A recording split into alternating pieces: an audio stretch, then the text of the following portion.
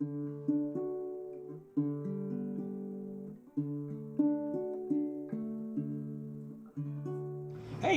Welcome to the Sports Wrap. He's George, I'm Ringer, and well, here we are. It's officially the middle of September, and we've got 1 week of NFL football out of the way. And I think we're both happy, are we not? Oh, that's for sure. Last Sunday was, and I tell you, and I made mention of the fact that I thought that was one of the most important games since October of 1961 or September of 1961 when they beat the Bears. And I'm not so sure. I don't even want to take that back. This was a big win. And it was a good win, not only for the coach, but it was a good win for the team. And Justin Jefferson told everybody that if you move me around, I can catch lots of passes. And yeah, I think it was interesting that Fox had the stat on there. What was it? 42% of the plays last year he was in motion or some doggone thing. And in the when the fourth quarter started, he had moved on 74% of the plays. Obviously that is something that teams are going to be ready for. Well, and I started out seeing, why do you put him in the slot? What can you get out of that? Well, you can get all those crazy crossing passes and just slant. The biggest thing is the matchups. The matchups are there, A lot of teams don't want to put their best corner in the slot. That's one thing that I found very interesting, especially the Packers didn't want to put their best corner in the slot and make him a part of the run defense, which I mean, I get it, I guess, that he's a cover guy, but geez Louise, if he's not part of the run, what are we doing? So they're playing against Delvin Cook. They're going to see some runs, but that's any team. I mean, you've been playing football since you were how old? You got to figure that's part of the equation. So anyway, having said that, I think the Vikings use them well. Philadelphia is going to make some adjustments, obviously, this coming week when they play on Monday night. Whether that's going to help Philadelphia or not, I don't know, to try to slow him down. I mean, he was wide open and leads you to believe that he's going to continue to stay open unless you can get somebody up there that can put a little press coverage on him and bang him a little bit. But I'm not sure that's going to help. Well, on top of that, he's so fast that, you can get a good whap in there, but then he's gone. It's kind of like hitting ghosts. And on the other side, Adam Thielen and several other pretty good receivers. So you start putting too much pressure on that's going to open up both sides of the field. He was really impressive, and so was Kirk Cousins. If he was just right there, and he hit him with the balls, and one of the things that I heard early in the game was, well, here we are, we're throwing it short again. We're still throwing it short. Well, folks, that part of the game is not going to go away. You have to pick and choose your times to go downfield. You don't throw the ball down the field 25, 30 yards every time you throw the ball. No. It's not productive enough. You have to get the defense coming up to cover short things so that you can throw deep. There's that part of it. And those check down routes, that's what they're there for. Sometimes the deep guys aren't going to be open. So you've got to take those check downs, and I know Mike Bolstead is like, I think the offense was impressive, and I'm like, I agree with you. The offense was not impressive, but they were good. They were effective. 17-0 at halftime. At 17 points. So I'll say it this way. He'll say, well, then they only scored 6 points in the second half. Is that good? And I'm like, no, it's not good. But the other team only scored 7, so the defense was good, and we must have had it in a position where they didn't have good field position. Well, and you're gonna understand that a good defensive team like Green Bay, and they are a good defensive team, we're gonna make those kind of adjustments. And yet the passes still kept coming, and Cook and Alexander both had good. Did we have a turnover in the game? We didn't throw an interception, and I don't believe we fumbled. So to me, that's what it's all about. Yeah. How would you grade out the offensive line? I think the offensive line was a solid B+, and I'm not going to say anything about Bradbury or Ingham until they screw up. But I think as a line they played well. That being said, 2 of the Packers' defensive linemen weren't playing, and so we still again don't know what's there. But I'm slightly concerned with Ingram. I will admit he looked overmatched, I think is the right word for it. He's a concern, but hey, well, they'll keep working. Everything. We said this about the high school football season. Things change from week 1 to week 2. Some of the guys that you're just going to make changes, and there's going to be changes. Philadelphia is going to look at things. The Vikings are going to change, and vice versa. With Philadelphia beating Detroit 38-35, they talked about this, that the fact that now you got real game film. You aren't just guessing what the other team is going to do. You kind of got a flavor of what they're going to do. Not saying that there isn't more stuff to see, because teams are always changing. But having said that, now you got something to hang your hat on. And the question I have for you, do you think that because the Vikings did not unveil their offense or what they were going to do during the preseason, did that in any way, shape, or form take Packers by surprise? I'll answer it this way by saying yes, but they could have put in the vanilla offense, watered it down, whatever the terminology you want to use for it, and gotten some work done against other teams.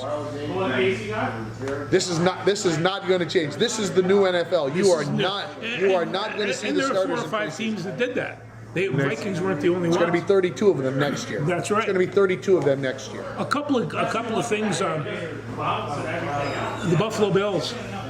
Yep. They held the world champions to 10 points. Yeah. That's not only did Josh Allen play well and the offense play well, but the defense was just stifling. And I noticed the first half with my good friend Aaron Donald, got a couple of sacks and a couple of misses. The second half, they put 2 guys on him, and there was a third hanging back just in case. But they contained that edge. And as soon as they did that, Josh told me that was more Von Miller than anything else. Von Miller on defense. They never should have got rid of Von Miller. I knew that when they did. And no, that's a mistake. He's such a... It's only so much money, George. I understand that. Well, they should get some more. They're Los Angeles, for crying out loud. But they don't get more than everybody anyway. No, I will agree with you. Buffalo did look impressive. I did pick them to go to the Super Bowl, so I can't really say let's not put all our eggs in one basket on them. But I think they're going to be very good this year, yes. Well, let's just talk about another Super Bowl contender, Tampa Bay Buccaneers. They beat up the Dallas Cowboys. I'm going to preface any statements that I make about this game in the fact that I probably watched 2 plays. So, and one of them was a field goal kick. So I can't really say that I can say anything about the 19-3 win for Tampa Bay, other than Dallas should be very afraid that they only scored 3 points, and without Dak Prescott for the next 8 weeks, possibly after the thumb surgery.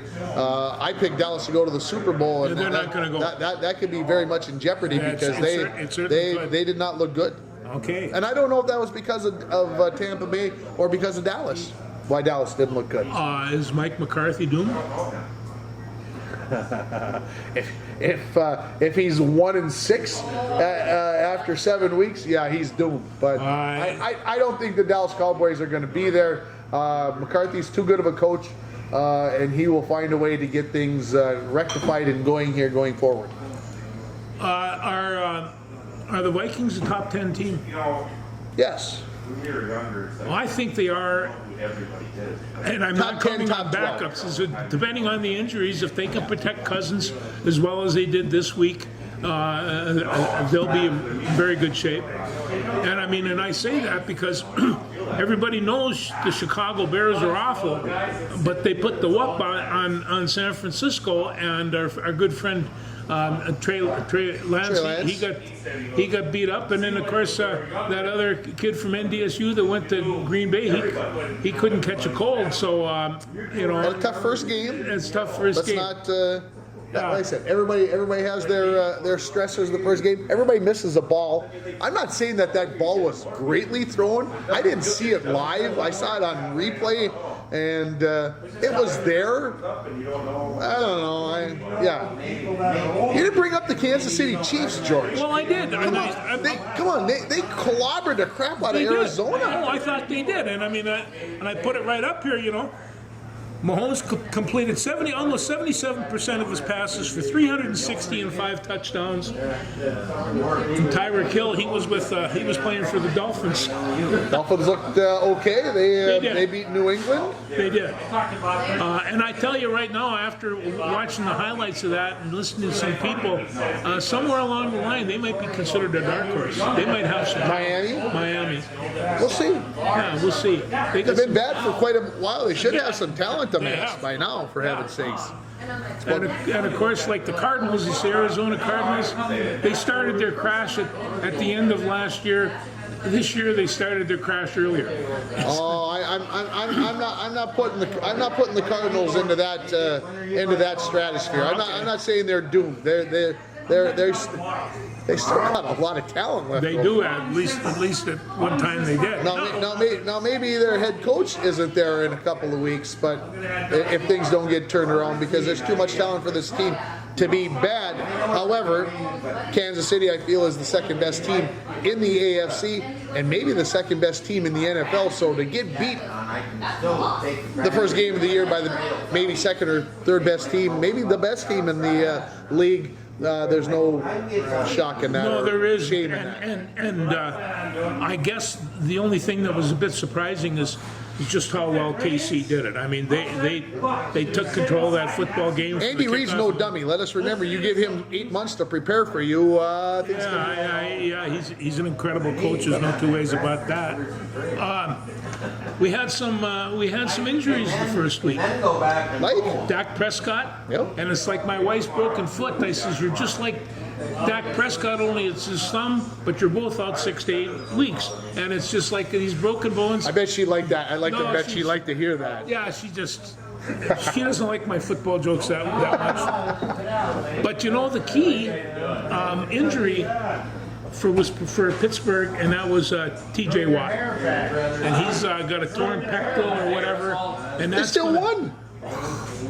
He's, when I saw his brother JJ play, I thought, who's going to be better than this? Oh, little brother. He's pretty close. He's pretty close. He's pretty close. He does a nice job. Yeah, they're saying now that he might only be out 6 to 8 weeks. He might be able not to have surgery and miss the season. So we'll see. Yeah, he's a big part of the Pittsburgh defense. And I would imagine when you tear a pectoral in a body like that, it's a torn pectoral. Then Clark Harris. Who? Yeah, that's what you're supposed to say. Who? Clark Harris was a long snapper for Cincinnati, and he got hurt. Biceps. And that cost the game. That's why Pittsburgh still won. They threw in a tight end that he did some long snapping in college or something, and that's why Cincinnati lost the game. So, I just got to point to prove all injuries are important. You saw the field goal. I assume that they missed in overtime. Yeah. And Dwayne said that the laces were pointed the wrong way, and that tells you, I don't believe that. It was a bad kick. It was a bad snap. It was a high. Don't whatever. But that ball was there in time, and I don't care laces or no laces. You can't miss by 40 feet from 29 yards out. He missed by 40 feet. That isn't the snapper's fault.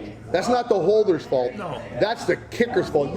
He shanked that thing. I don't care. If the thing would have been on time, he'd have missed it. Okay, I said my piece about that. Sorry. Oh, no, I have to agree with everything. I mean, that poor holder's getting thrown under the bus, or that poor snapper's getting thrown under the bus. He was an amazing guy. You come in, hey, I want you to snap this game, this football against the Pittsburgh Steelers, and you haven't done it in how many years? You haven't done Step it in and do it. Yeah, make it happen. Yeah, no, that was really pretty amazing, and you knew when you saw him out there that this was a likely possibility, because long snapping is a skill. It's a very specific skill, and not everybody has it. And you can make about $1 million a year doing it if you do it well. And you don't even have to do much more than that. Just go standing out with the punters and the kickers for 3 hours every day. Yeah. Nobody ever told me about that when I was playing football. They didn't pay punt snappers like that when you were a kid. No, they didn't. Okay. Okay. Anything else NFL wise? Yeah, I want to talk about. Now they're going to play Philadelphia. Yeah. Philadelphia's got A.J. Brown, and we've got Justin Jefferson. Both really good receivers, and I think that this is the thing to watch. And as one guy says, get your popcorn on Monday night. I mean, I don't know this. I see one game starts at 7:30, the other game starts at 6:30. I'm not sure just how that's going to work out on Monday, but I think it's Two going to TVs, be- George. That's how it works. That's how it works out. Anyway, Okay, all I have to say is the Vikings can't score enough points against Philadelphia to make up for the last time we were there when all their shenanigans and BS, and I could go on and on about that. But the Vikings could score 70 on Monday night. They won't, but they could score 70 and still wouldn't be enough. That's how bad I hate the Eagles. I gotta just. That's how bad I hate the Eagles. The Eagles. One little statistic here. And Khalil Philadelphia. Mack. You ever heard of him? Who? Khalil Mack. Yeah, You I've ever heard of that. I've heard of that dude before. Yeah, he used to be with the Bears. Now he's with the Chargers. Okay. And he got 2 strip sacks from Okay. Carr during that game. Khalil Mack is not a used up old rusher. He is still there. He still will take your face off. He's an incredible athlete, period. I hope you can say that in November, because I think he'll wear himself out before then, and he will be mediocre. Come by Thanksgiving, he'll be just another guy on the field. That's the way I feel about Khalil Mack. But I'm glad that he had a nice game. He's a Hall of Famer. He will be someday. Yes, yeah. But I don't think the old body will. We'll put up with that. He's putting his notes away, folks. I'm scared. Maybe the show is over. No. I'm not. We got other things that we can talk about. Well, let's stay in the football mode. We can stay in the football mode. Let's talk about Gopher football. Let's do that. The Gopher football team, at this time after a couple of weeks in the season, are averaging the most yards per game of any team in the NCAA and giving up the least number of yards. What do you read into it? Anything? No, I can't read into anything like that. You know, I mean, Western Illinois got $480,000 to take their team, bring it over to Minneapolis to get their butt kicked. And I mean, and I looked at that. It was much like Ohio State, Michigan State, all the Illinois. They all played these real, and I'm not sure what they get out of it, except that somebody makes a little bit of money. And I used to see this happen all the time, where Duluth would go out to Montana and they didn't need an ambulance to get them back, but they all got big paychecks from that, and I'm not sure just how responsible that is. I think it's a great two-way street. People see this as baloney for like the University of Minnesota. Well, it's not baloney, because you get theoretically, a preseason game to go and work your offense, work the kinks out against a team that shouldn't be able to play with you. Okay, let's understand that. Also, these are Western Illinois is an FCS school. What do they want to do? They want to go out and get a paycheck, and they want to go test themselves against the big boys. Now, everybody might say, well, why did they pick Western Illinois? Well, remember, folks, the college schedules are made 6 to 15 years in advance. When Western Illinois was put onto the schedule, I will make this point. North Dakota, South Dakota State. This week, North Dakota State. They're all playing top shelf teams. Hey, the Gophers might have had a pretty tough go with South Dakota State. Iowa sure did. Absolutely, and that's what I'm saying. When you schedule these schools 6 years in advance, you don't know where that program is going to be. They could be where Western Illinois is at, or they could be a North Dakota State. You don't know that when you schedule them that far in And the advance. other thing is, when they expand the Big Ten, those days are going to be kind of. No, because they're only going to still play only 9 conference games. They're not going to play everybody. They're only going to play 9. They're still going to have those 3 gimme games. They're still going to be there. And if people are out there saying, well, Minnesota, why is Minnesota doing that? They all do it. No, they all do it. Oh, no, They all do it. So there you go. I mean, there's our number 1 fan. That's what we like. So we need our crowd here to back us up. So how about Alabama, Texas? You know, I have no reason to, but I was so pulling for Texas, and they had the game. You just said that out loud. I don't know if I can say that out loud, but I was doing the same. Yeah. And I don't like that Texas. I don't like the Longhorns. I don't want to see them win anything. No. But I wanted to see them beat Alabama. I did too, and and Saban Saban, I guess, just went totally off the edge. You know, I mean, and all of a sudden, here's this guy, the cool, calm, collective Nick Saban. He's just as crazy as the rest of them. And it's, you know, I mean, if he would have lost that game, Alabama, when was the last time they lost a home game? Last game was in Texas. Yeah, it was in Texas. It was in Texas. Yeah, 20 years ago.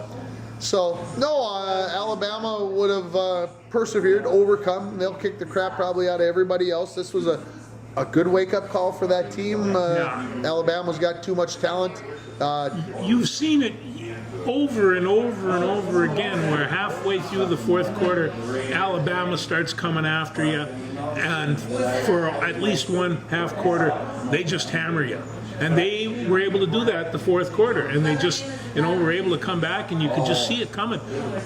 When they started their comeback, I didn't think that at all that it was beyond the possibility. Scary part of the whole thing, Texas did it with their second and or third string quarterback. Yeah, they got rid of the other one to Nebraska. Tell me what would happen if their star quarterback, who played the first quarter when they looked very, very good, if he's there the whole game, we might be talking about a different scenario, a different number one team. What else did you see in college football from last weekend? Well, you know, one of the things that I see is that they have all kinds of people have picked Nebraska to have a really fine season. And that isn't how it's turning out. You know. Hey, my prediction finally came true about 10 months later as Frost was fired the other day. And he's going to get a $15 million buyout. 15 million, folks. That's a 1 and a 5. That's $15 million buyout. You can go be a college analyst for a lot of years and for being one of the worst coaches in Nebraska's history. Not too shabby. Not too It's shabby. good job that he did. He fired a bunch of assistant coaches, promised it was going to get better. I talked with our good friend Mike Manassa this morning, and we were talking about the North Dakota game against Nebraska, and he said, you know, North Dakota beat Northern Iowa last week at home, and he talked about the fact that the school was very proud of the way the football team performed at Nebraska, considering that it was a 17-17 game going to the fourth quarter, and So, I tell you, having said that, Nebraska, it'll be interesting to see how this affects the team. Will the kids rally? Can the coaching staff, is the talent there to be able to make the changes? I don't think it is, but you never know. No, but you know, I'll tell you, there are cracks in that Western Division. There are a lot of them. And in Iowa, Wisconsin. How about those cheeseheads? Huh? Come on, talk a little bit more about those cheeseheads. Well, I don't know. Talk about Bucky Badger for me and how they lost to Washington State. Well, you know, hey, I'll tell you this. It was really a fun. It was a great weekend to be a cheesehead. You Packers lose and it was, face it, a fun game to watch. Here, you got some napkins because I'm salivating about how good that. Anyway, sorry. Having fun. Yeah, the Bucky loses. You know, they were ranked like 18th in the nation. And I'm like, who are these guys that are voting? Where are they getting their information You from? don't even want to see the What does it say in here? Yeah, it's just. What do they say about the cheeseheads in here? That they're going to be good? Boy, they're going to be better than they don't even mention Minnesota. That's okay. It's like it's all right. They don't have to. They don't have to. And at the beginning, you know, Kirk Herbstreit said Nebraska is going to win the Western Division because in spite of everything, Steve Frost is a very good coach, and that they've made the proper adjustments on their team. And blah, that was blah, nice blah. of him to say. And Minnesota wasn't even make a mention. It's okay. And so that's fine. That's fine. I have no problem with that. They get Colorado this weekend. The Gophers do. Yes, they do. Colorado's 0-2. This isn't going to be a week 3 that we saw last year. No. No, it's not going to be. I don't know. They've learned their lesson. No. They're not going to overlook Colorado. No, I don't think they will. And on top of that, it's. But what they better remember, this is not a Western Illinois team either. This is true. You are back to a Power 5 group of people here, and they would very much love to beat the Gophers. Does Mo Ibrahim get his 12th straight 100-yard rushing game. No reason why not. No reason why not. Like the attitude. Okay, yeah. You know, I tell you, you know, they had their running game last week was so dominating, and after a while, you know, I mean, I almost thought that Tanner Morgan was throwing passes just to break the monotony. You know, they really can hammer, and that offensive line, it's fast. It's certainly not as big as last year's. But there's nothing the matter with their athleticism. And the defense, I thought the defense really came out well. And there's, you know, we're looking for some replacements in that defensive line, and I think maybe they finally might have found a couple. I think they do. How about your UMD Bulldogs? Losing to Mankato State ripped on my the road. heart out, 17-10.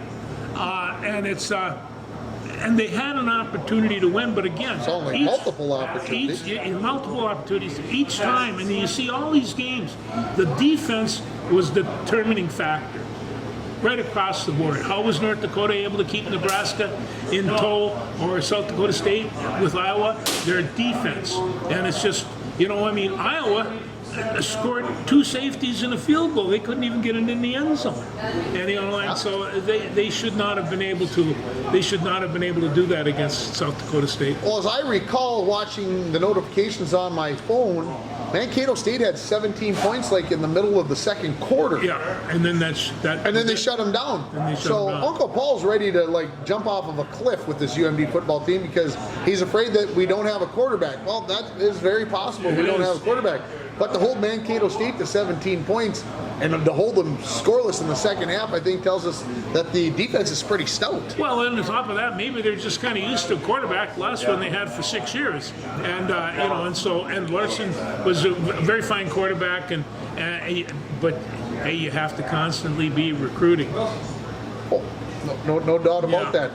But sometimes what you get is what you get, and you gotta make do, and you gotta make changes, and everything else. Besides, you and I know that a quarterback is not everything on a team. You can have absolutely the best quarterback in the world and the team not win a game, and it's just like that's just kind of the deal. They get too much credit and they get too much blame. Too much blame, and you know, when we talk about you know, Kansas City Chiefs, what an offensive line display that line made, and I thought that they were probably maybe they were going to be hurting somewhere. They're not. They are big and strong and really kind of fast, and so hey, they got a good team. Kansas City's got a very fine team. All right, anything else football-wise that we need to discuss before we move along? I'm pretty much got it covered, but hey, go Bulldogs. Go Bulldogs. What do they got this week? I forgot to look before I came over. I can't even remember. Are they at Southwest this week? You might. Upper Iowa, our number one fan says. Thank you. Iowa. See, he's done his homework. Not like the guys who were supposed to have their homework done. No. All right, let's move to baseball. Let's talk about our Twins. 5 games behind as we speak. Yeah. Okay, there's 3 weeks left in the season. The season ends on October 5th. That's a Wednesday. This is Thursday. You know, I think baseball season ended September 10th. Because? Because football took over, and you know, and it's kind of like You're telling me we can't have 2 sports going on at the same time? we're not in Minnesota. How the heck are we going to watch basketball and hockey this winter? That's different because they're winners, and so you know, who's going to spend all that time watching? Are the Twins 500? Yes. Barely. Yes. Okay. You asked if they were 500. They're 500.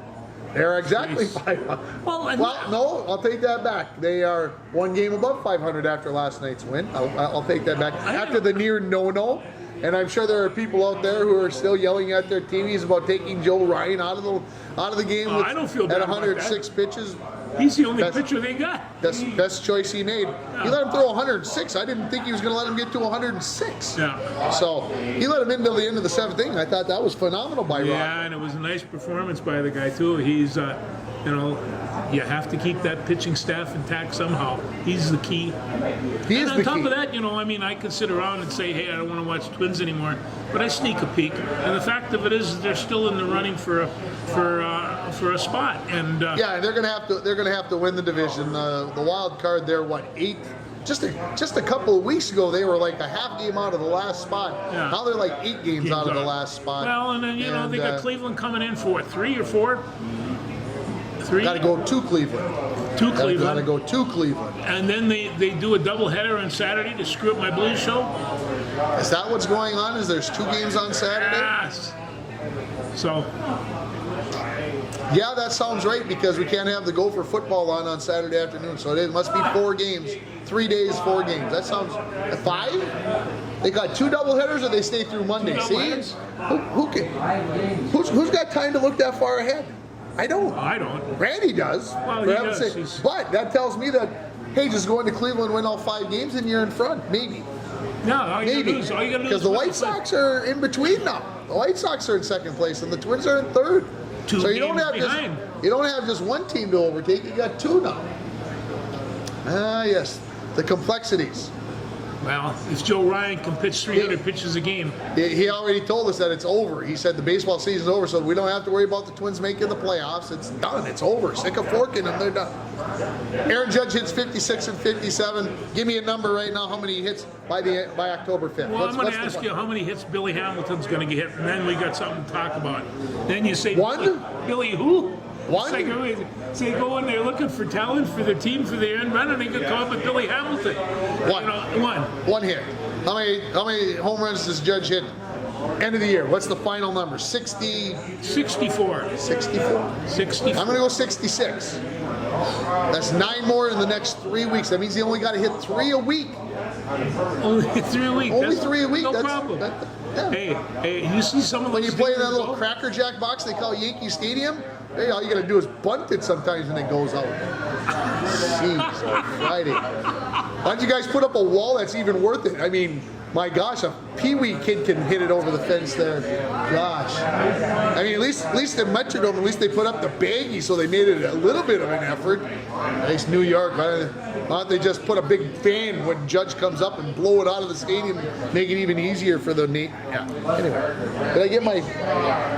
The Dodgers have clinched the NL West. Yes. No shot. Okay. San Diego probably will make the playoffs. The wild card in the NL is like over. It's like done. Might as well just start the playoffs in the NL. Sit everybody down, let them warm up their pitchers, get them everything set up because the 17 or 6 teams, are decided. It's pretty much over. Can't necessarily. I think you might be able to say that in the AL minus who's going to win the AL Central. Everything else is kind of decided. So yeah, maybe the season is over. I guess. Let's start the playoffs today. Let's start the playoffs So we got today. nice weather. They're pretty much set. I got a couple of other scheduled games here. Not only Minnesota, Colorado. Army's playing Villanova. Army lost in overtime. San Diego, week before they lost to Coastal Carolina. They have yet to win a game, and they got Villanova on Saturday. And Powerhouse Villanova football team. No, if Army doesn't win that game, they maybe should shut the program down. That's all I can say. yeah, maybe they better get it together. Maybe they should join the Navy. Yeah, it's All right, what else? anyway, and Penn State at Auburn. That might be interesting. Auburn was good maybe a couple years ago, and Penn State. Well, they had Bo Nix. I figured they probably They don't had have Bo Nix anymore. He's I at know Oregon. They got a replacement. He's really good. Okay. don't Well, I'm know his hoping name, you're right about that. I give you the yawn sign because Auburn doesn't draw me. Well, and then let me lay this one on North Dakota State and Arizona. I like the thought of that, watching part of that. This FCS contest with the big boys intrigues me. I watched Appalachian State take North Carolina right to the hilt. You watch, And then they went and beat Texas A&M. then you went and beat Texas A&M. Come on. Yeah, no. 6, 7, and 8 went down last week. Come on, it was. Well, we've known Appalachian State's had a good program for a long, long time. You don't even but- have to call them that. Don't even have to wait. Just call them App State. App They're State. our App State. App State, no. That's pretty good. Yeah. So it's fun to watch these small schools, and they're coming off. Okay, so Yeah. you brought up the Bison in Arizona. Yeah. Do the Bison win? I think they have a shot at them. The Bison win. The Bison win, yeah. I'm going to go right out here and say it right now. They beat but Arizona. I mean, if we had, just the thing where North Dakota State was playing Minnesota.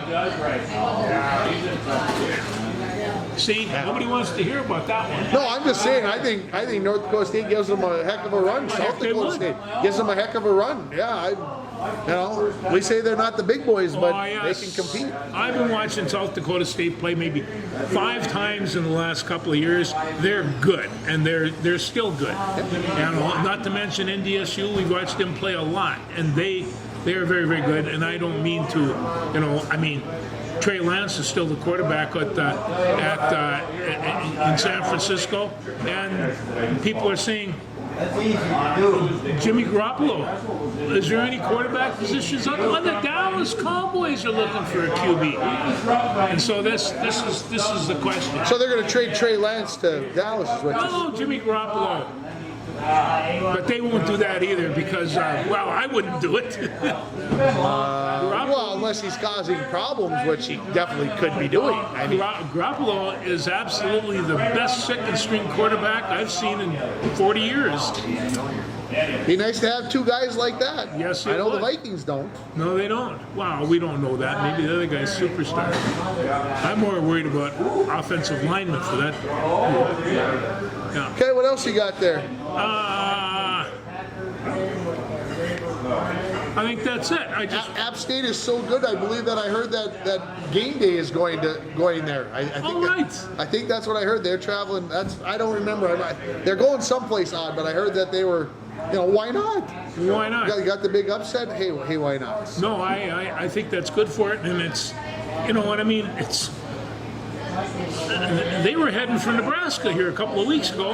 Right after Nebraska wiped up the street with Northwestern, they were going to go there because Nebraska is a hot spot, and boy, they are I don't not. have to worry about Jack Frost. I call him Jack Frost. But anyway, So there's been rumors that There's Nebraska's rumors. looking for coach too. who? Nebraska. It's not a rumor. They are. They fired him. Fox. I know that, but guess whose coach they're interested in? Oh, PJ Fleck isn't going anywhere. Speculation. Crazy. good a contract. Why would you? Why, after what he's got right now in Minnesota, why would he want to go rebuild Nebraska? He would go out and take over USC, or he would go take over. That would be a step Notre down Dame. for him.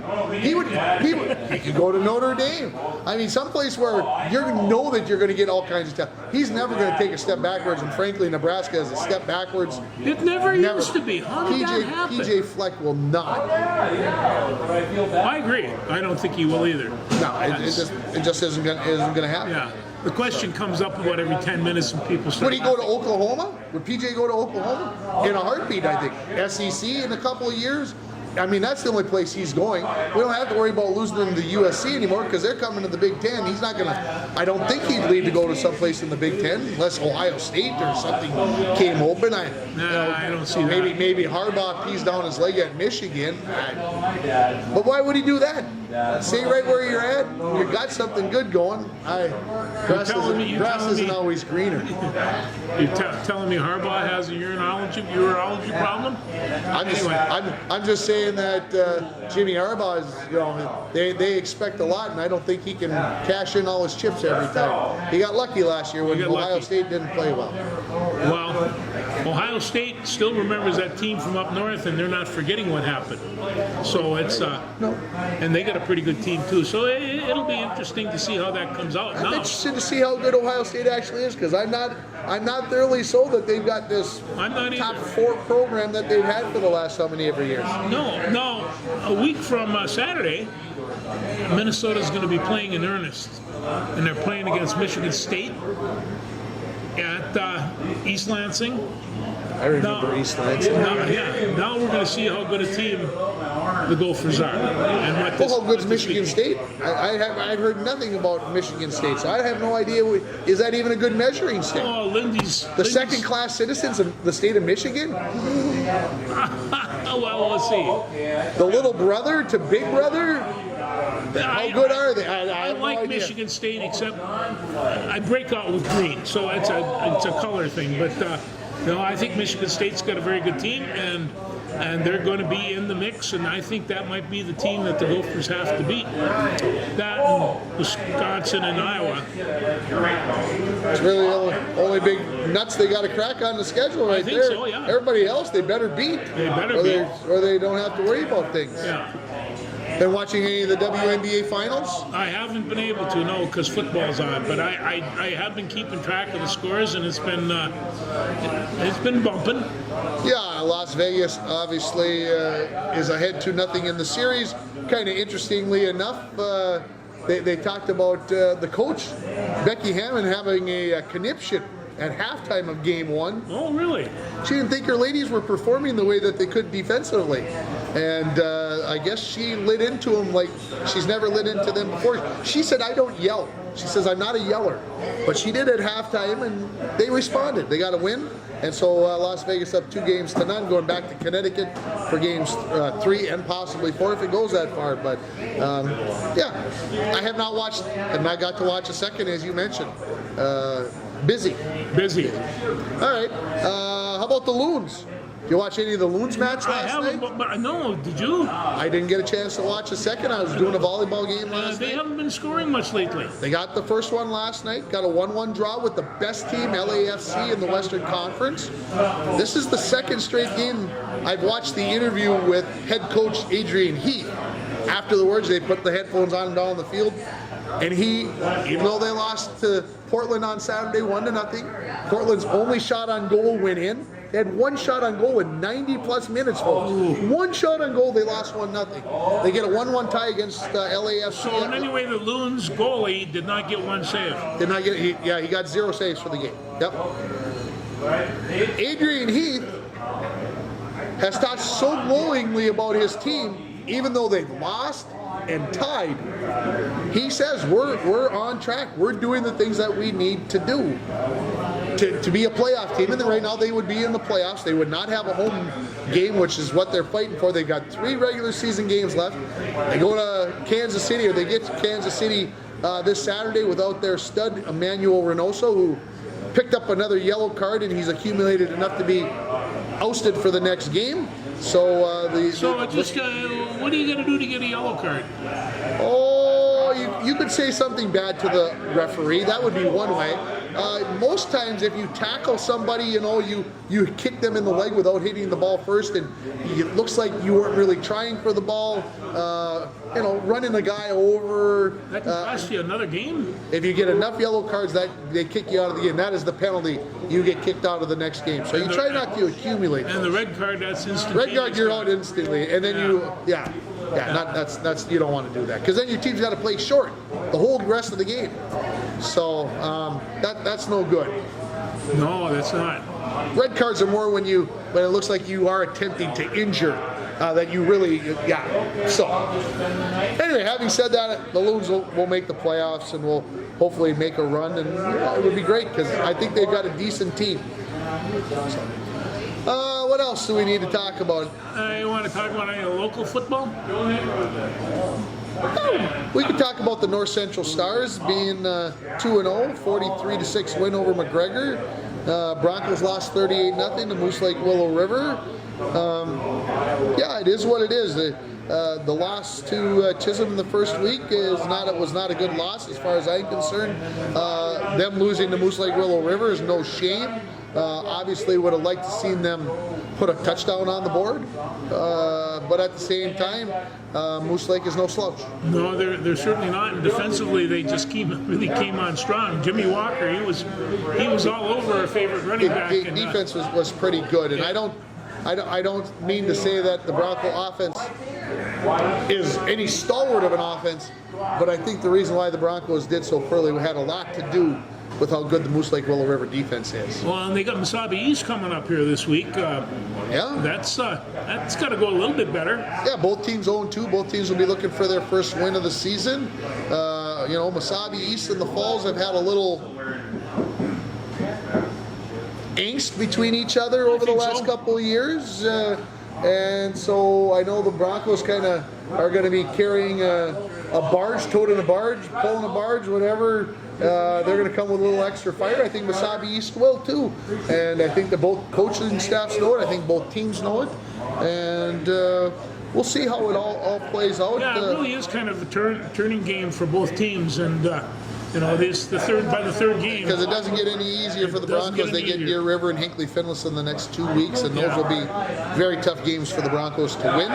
And so, you're staring down the barrel of 0-5, and that's someplace you don't want to be. No, we've been there before. It's no fun. It is no fun. The North Central Stars, they get maybe the best 9-man team in the state on Friday. They get MIB. So we'll find out maybe how they stand up. MIB's only scored 150 points in their first 2 games. Oh boy. Yeah. And giving up 6, that's it. 150 to 6 in their first 2 games. Consistently they put out good teams in every sport in that school. It's really pretty amazing. They do a great job. Yeah. I have to admit, obviously basketball and football, they are the main ones. Yeah. So our hockey team would kill them. Got to talk about the Bronco volleyball team, who improved to 8-1 last night with a win over Northeast Range. Lost to Greenway on Saturday in the tournament, and they lost in 3 sets. So good measuring stick for the Falls. Greenway may be one of the best teams in Section 7 2A, and you take them to 3 sets on their home floor. I like what I'm seeing. They get Rockridge on Thursday night. We'll know more about this team after that. The Bronco girls swimming and diving team, they're only 3-0. I mean, they're doing things. They beat Chisholm last night 54-39, and I'll be swimming in an invitational coming up this week. They get Mesabi East, I believe. I think it's next week, if I'm not mistaken. I haven't looked at my schedule deep enough for what the heck. Well, everybody's used to me picking up my phone anyway, so why not? As I look. Coach JJ, she's they're at Mesabi East next Tuesday. Yeah, Coach JJ seems to be having a good time with the girls, and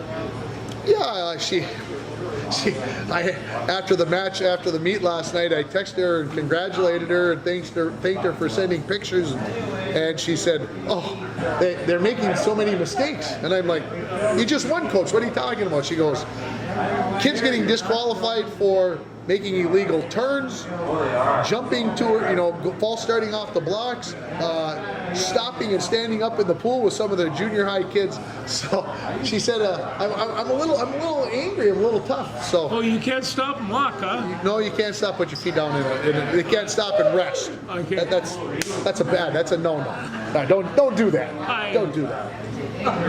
So. Did you watch any of the U.S. Open tennis over the weekend, or was there too much football in your way? There was a lot of football, but I caught the highlights, and it was a pretty good series all the way around. In fact, with the youth coming up, this is one of the most unique playoff opens I've seen. Yeah, Carlos Alcaraz, don't forget that name. He's not going anywhere. He's 19. He's maybe right now with Novak Djokovic, the 2 best players in the world. He's Spanish, so he reminds me a lot of Rafa Nadal when he was this age 15, 20 years ago. He's not left-handed, but just plays this incredible, you can't wear him down, you can't run him out of gas thing. Nadal he'll play for 5 hours and then you just finally cash in and he wins. And Alcaraz won a 5-hour, 15-minute match during the U.S. Open, which is unheard of on hard courts. I mean, it just is. Usually that's a clay court type of match. But Carlos Alcaraz, Casper Ruud is who he beat in the final. Those 2 are going to be like Nadal and Federer for the next, my prediction, for the next 10 to 15 years. Those are going to be the 2 class top guys. When Novak Djokovic, when he retires, it'll be those 2 guys for the next 15 years. Just get used to it. They are here to stay. They are going to be around. Get to know those 2 names. And tennis players can play for a long time. They can play for a long time, and obviously injuries can. Not as long as Tom Brady, but they can go for a while. Yeah. And then, of course, in the women, Igor Swiatek and Anj Jabeur, they are probably going to be the 2 names on the women's side that you're going to hear of now with Serena gone. Those 2 ladies are playing in the major finals, and they are going to be the ones that the rest of the world is going to have to contend with. Now that Ash Barty's out of the equation, it just looks like Naomi Osaka just... Is Ash Barty, is she done? She retired. So, all of a sudden you start taking some of these big names out of the equation. You got some young Americans like Jessica Pegula, Coco Gauff. Gauff is only 18. I have a tendency to forget that she's only 18. She's been around because for a while. 30 years ago, we got used to Martina Hingis and Steffi Graf and those players being at 16, 17, they were at the top of their game. They were at the top of the world. Coco Gauff's only 18, and she's probably going to be around for, if everything stays healthy, the next 15 to 20 years. So she's got a lot of opportunities. Don't forget about Coco Gauff. She'll be in that mix as well. So, okay, what else? You've got the book closed. You're all done. He's in football mode, folks. There is nothing else that's going on. Well, it happens this time of year. And, I'm sure it'll only stay until January sometime. But yeah, it's football season.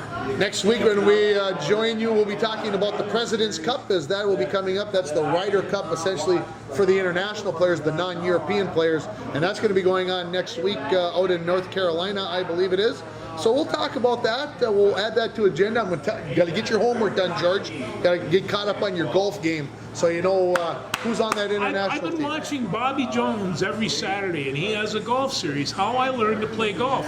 And so I watch it. It was done in the 40s, but the first time I watched it, I thought it was just like a short cartoon. It is not. It's serious instructional film. It's on Turner Classics, but every Saturday morning. So I get mine from Bobby Jones. That's. No, I just got to see you at the River Golf Course. Yeah. And see what you got. I have to share this story with two stories, I guess, before we go. I mean, come on, we've only been on for 50 minutes. We got time. I was playing the 18th hole at the River Golf Course the other day with my good friend Eli, and I'm about 105, 106 yards out. So I hit my approach shot up there, and it's a little bit left. And it hits the edge of the bunker, and it rolls across the green, and it's going right at the hole. Right at the hole, folks. And all of a sudden, the sun's right there, and I said to Eli, I said, did that go in? And he's like, Dad, I think it did go in. And I'm like, I said, Eli, if that went in, you and I were going to go drink beers together. I'm going to. Yeah, He's 7. Why he's not? 7. He can drink beer, Yeah. no problem. So he hits his shot because we were real close to each other, and he hit us a couple more shots, and I'm driving up, and I said, hey, buddy, I said, it's not in the hole. And it rolled past to the edge of the green, about 12 feet past, and my head hung, and I thought I had a story for the rest of my life that I chipped in from 105 for a birdie. It was going to be a great story, but it didn't happen. The other story is this. If you haven't gone out and watched the movie Hockeyland, and you're a hockey fan, you got to get out there and watch it. I went and watched it at the theater the other night. It's basically a documentary about Evelyn Gilbert and Hermantown High Schools and their entire 19 and 20 high school hockey season. So it's already over 2 years old in that respect by the time they got done editing it and everything else. It's a good movie. If you're a hockey fan, the Broncos get in there a couple times. A little shot from Bronco Arena, about 3 to 4 seconds, and then the Broncos lose to Evelyn in the playoffs, so they're on for about 30 seconds there. So some locals, movie stars now with the Bronco hockey team. So go watch Hockeyland at Cine 5, or if you're watching us from someplace outside of the Falls, get out there and watch it. It's worth your $7 or $8 or $10. On the big screen, it might be fun to watch. It was fun to watch. They did a lot of stuff outside of the hockey arena, talking about the kids looking to make it to the next level and family issues. One of the kids from Hermantown had scoliosis and something that gives you a humpback, starts with a K. I'm not going to even try to say it. So they were talking with him and kind of following along with him, and then his mother had cancer and MS, and anyway, she ends up passing away here since the end of the movie since the movie was filmed and it coming out, and so there's lots of outside stories to it. It's just not the hockey. It's what it goes into being a 17-year-old kid playing hockey in high school. All hockey teams have that composure, composite of stories. These are all kids, and they come from a variety of backgrounds, especially on the range. And Duluth, I mean, they're real people. I will say this: if you're going to take your 7-year-old with, like I did, get used. There is some adult language in the movie from coaches and kids throughout the movie. You will hear the F word used, I'm going to say double-digit times or slow, 10, 15 times. So don't think that it's just a G movie because it's about hockey in Minnesota. They didn't edit. There's no beeping. There was no whatever. They talked about it. So anyway, go watch Hockeyland. Anything else? That got it for me. Go Vikings.